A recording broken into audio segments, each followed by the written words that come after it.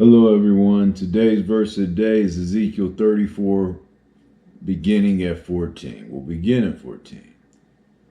I will feed them with good pasture, and on the mountain heights of Israel shall be their grazing land. They shall lie down in good grazing land, and on rich pasture they shall feed on the mountains of Israel. What I want to talk about today is sometimes when you have just went through some battle of life, when you have just done a certain thing for the Lord and you think your enemies have now just departed from you, be ready for another round of a fight. Be ready for another round of a fight. It may not be over. The Lord is our shepherd. As a shepherd, he protects us from the wolves and things. He's the good shepherd. And sometimes he even leads us into places that so he could finish off the wolves. He's not done with the wolves yet. Either to finish off the wolves in a either finish off the wolves that they may reach salvation, because remember, we wrestle not against flesh or blood, but against powers or principality, humankind, or to just rinse them away, completely get rid of them. And we're going to talk about that in Exodus, but it continues, says, I myself will be the shepherd of my sheep, and I will make them lie down, declares the Lord. I will seek the lost, I will bring back the strayed, and I will bind up the injured, and I will strengthen the weak, and the fat and the strong I will destroy. I will feed them in justice. The fat and the strong I will destroy. He protects his sheep, but sometimes he leads them in there so he can take care of the wolves. Sheep gotta go with the Lord wherever he wants them to go. Now check this out in Exodus 13. This is right when they have been released from captivity by Pharaoh. They had to do all these various plagues. All these various plagues to get the Israelites. The Lord had Moses do miracles and had plagues come upon the Egyptians. And Pharaoh finally was fed up after he lost his firstborn. He said, okay, I'm going to let your people go. The Jews can leave.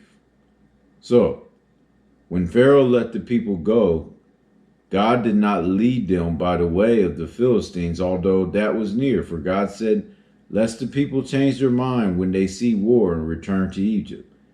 You notice it didn't say that God couldn't have the Israelites go towards the Philistines. It says he didn't have them go that way, lest they change their minds, lest they get too fearful.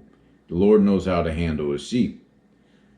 But God led the people around the way of the wilderness toward the Red Sea. And the people of Israel went out of the land of Egypt equipped for battle. Moses took the bones of Joseph with him, for Joseph had made the sons of Israel solemnly swear, saying, God will surely visit you, and shall carry up my bones with you from here. And they moved on from Succoth and encamped at Etham, at the edge of the wilderness. And the Lord went before them by day in a pillar of cloud to lead them along the way, and by night in a pillar of fire to give them light, that they might travel by day and night. The pillar of cloud by day and the pillar of fire by night did not depart from before the people. He's guiding the people where they need to go by these pillars. Then the Lord said to Moses, tell the people of Israel to turn back and encamp in Pihahiroth, between Migdol and the sea, in front of Baal-zephon. You shall encamp facing it by the sea. For Pharaoh will say of the people of Israel, they are wandering in the land, the wilderness has shut them in, and I will harden Pharaoh's heart, and he will pursue them, and I will get glory over Pharaoh and all his hosts, and the Egyptians shall know that I am the Lord. And they did so. A shepherd is smarter than a wolf. A human shepherd is smarter than a wolf. We're talking about this metaphorically. Because, of course, God, being God, he is smarter than any tricks of the devil. You saw how he said he hardened heart.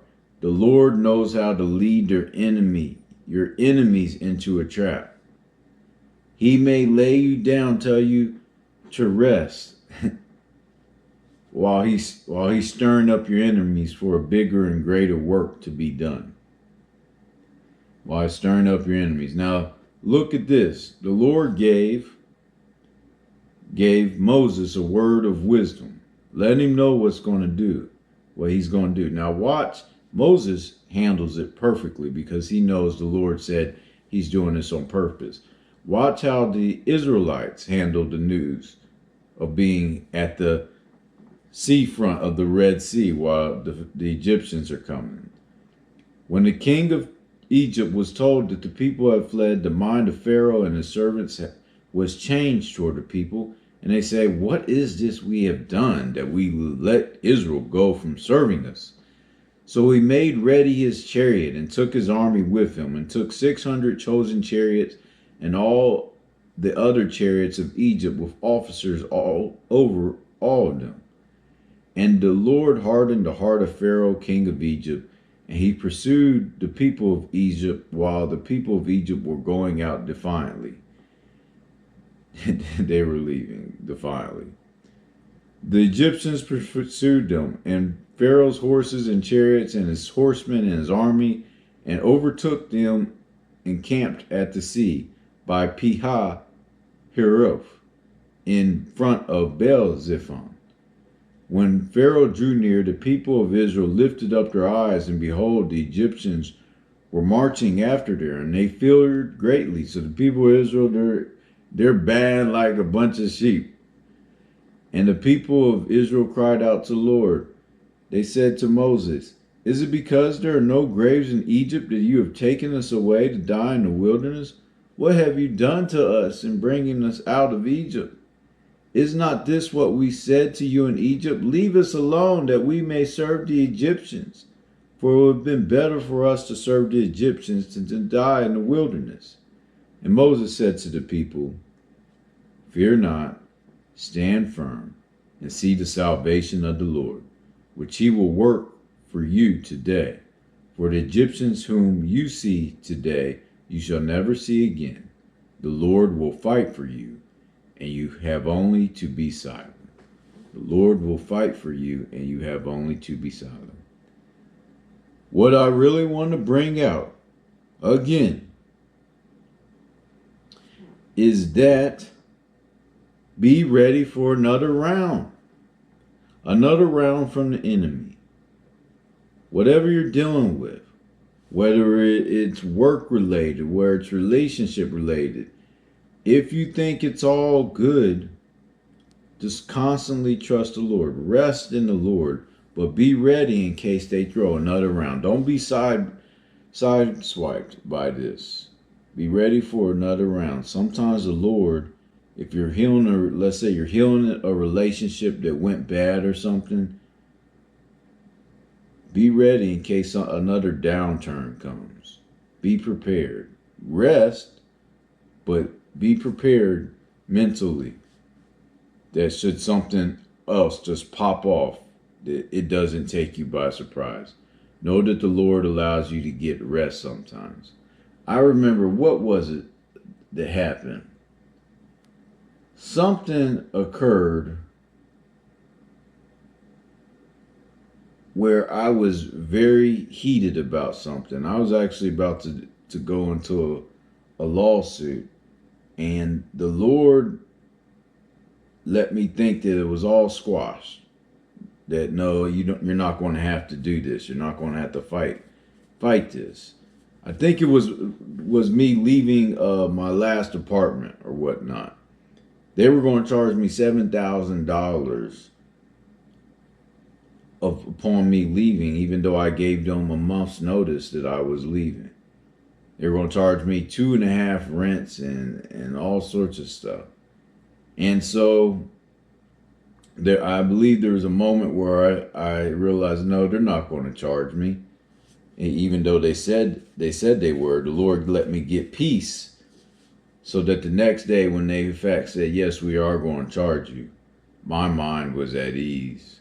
And I called legal, and they had me write the best writing I've ever done, because I just took their words. I didn't even have to do anything. He said, here, I got you. There was a flood in your basement over there? Okay. They won't want to mess with you because you could sue. He gave me peace even though the battle was not done. The war was not done. The battles were done. He gave me peace. The Lord will fight for you, and you have only to be silent. The Lord said to Moses, why do you cry to me? Tell the people of Israel to go forward, lift up your staff and stretch out your hand over the sea and divide it, that the people of Israel may go through the sea on dry ground. And I will harden the hearts of the Egyptians, so that they shall go in after them. And I will get glory over Pharaoh and all his hosts, his chariots and his horsemen. And the Egyptians shall know that I am the Lord, when I have gotten glory over Pharaoh, his chariots, and his horsemen. Then the angel of the Lord, who was going before the host of Israel, moved and went behind them. And the pillar of cloud moved from before them and stood behind them, coming between the host of Egypt and the host of Israel. And there was the cloud and the darkness, and it lit up the night without one coming near the other all night. So he's protecting them. There's like a fire, a tornado, a pillar of smoke, a pillar of fire, protected them. Then Moses stretched out his hand over the sea, and the Lord drove the sea back by a strong east wind all night, and made the sea dry land, and the waters were divided.